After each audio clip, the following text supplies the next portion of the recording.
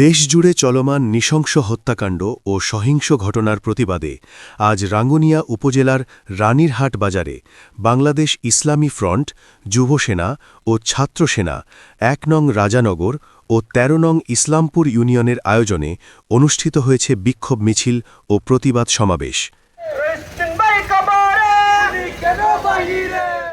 ইনকেলাব মঞ্চের মুখপাত্র শরীফ ওসমান হাদি হত্যাকাণ্ড, লক্ষ্মীপুরে শিশু আয়েশা আক্তারকে হত্যা, ময়মনসিংহের ভালুকায় পোশাক শ্রমিক দীপু চন্দ্র দাসকে আগুনে পুড়িয়ে হত্যা এবং গাজীপুরে ইমাম রইসউদ্দিনকে নৃশংসভাবে হত্যার ঘটনার তীব্র নিন্দা ও বিচার দাবিতে এ কর্মসূচি পালন করা হয়। নির্মমভাবে হত্যা করা হয়েছে বাংলাদেশের নাগরিক দীপু চন্দ্র দাস। বুধবার ২৪ ডিসেম্বর আজ বিকেলে রাঙ্গুনিয়া উপজেলার রানীরহাট বাজার চত্বরে আয়োজিত এ বিক্ষোভ মিছিল ও প্রতিবাদ সভায় বিভিন্ন শ্রেণীপেশার মানুষ অংশ নেন। গণঅভ্যুত্থানের পর আমরা ভেবেছিলাম বাংলাদেশ খুব শান্তিময় একটা রাষ্ট্র হবে, বাংলাদেশের মধ্যে আর কোনো রক্তপাত আর কোনো হত্যা হবে না, সেটা আমরা চেয়েছিলাম।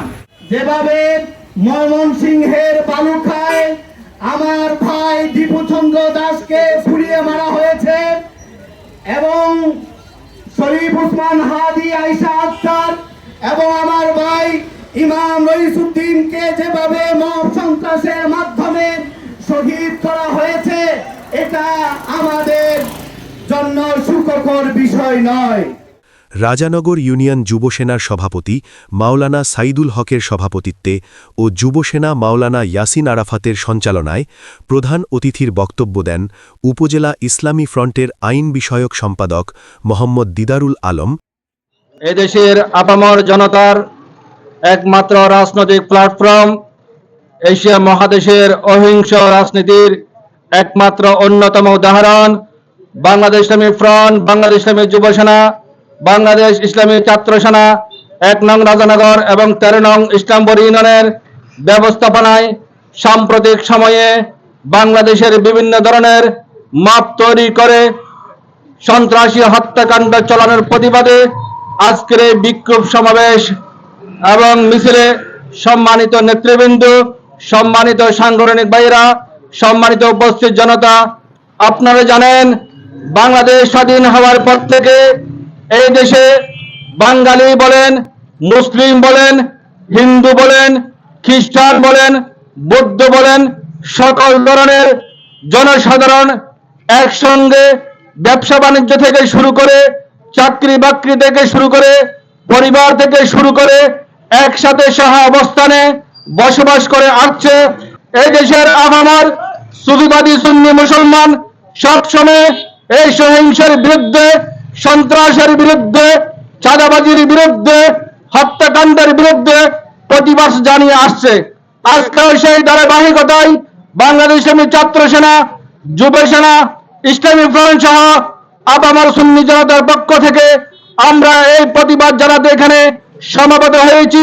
আপনারা জানেন এই দেশে বিগত সময়ের তুলনায় সহিংসতা বেড়েছে, হত্যাকাণ্ড বেড়েছে, জুলুম নির্যাতন বেড়েছে, মব তৈরি করে হত্যাকাণ্ড চালিয়ে যাচ্ছে।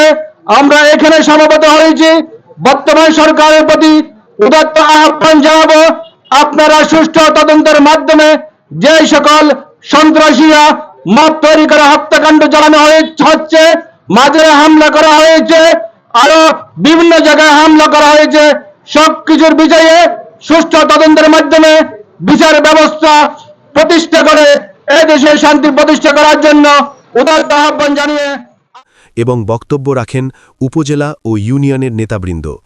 বক্তারা বলেন, দেশে একের পর এক হত্যাকাণ্ড সংঘটিত হলেও প্রকৃত অপরাধীরা এখনও আইনের আওতায় আসছে না। অবিলম্বে সকল হত্যাকাণ্ডের সুষ্ঠু তদন্ত ও দোষীদের দৃষ্টান্তমূলক শাস্তির দাবি জানান তারা। বক্তারা আরও বলেন, যদি দ্রুত ন্যায়বিচার নিশ্চিত না করা হয় তাহলে জনগণ আরও কঠোর আন্দোলনে যেতে বাধ্য হবে। বাংলাদেশ ইসলামী ফ্রন্ট, যুবসেনা ও ছাত্রসেনার উদ্যোগে আয়োজিত এই কর্মসূচি শান্তিপূর্ণভাবে মুনাজাতের মাধ্যমে শেষ হয়। আল্লাহুম্মা আমিন। আলহামদুলিল্লাহি রাব্বিল আলামিন ওয়াস সালাতু ওয়াস সালামু আলা আশরাফিল আমবিয়া ওয়াল মুরসালিন ওয়া আলা আলিহি ওয়া সাহবিহি আজমাইন।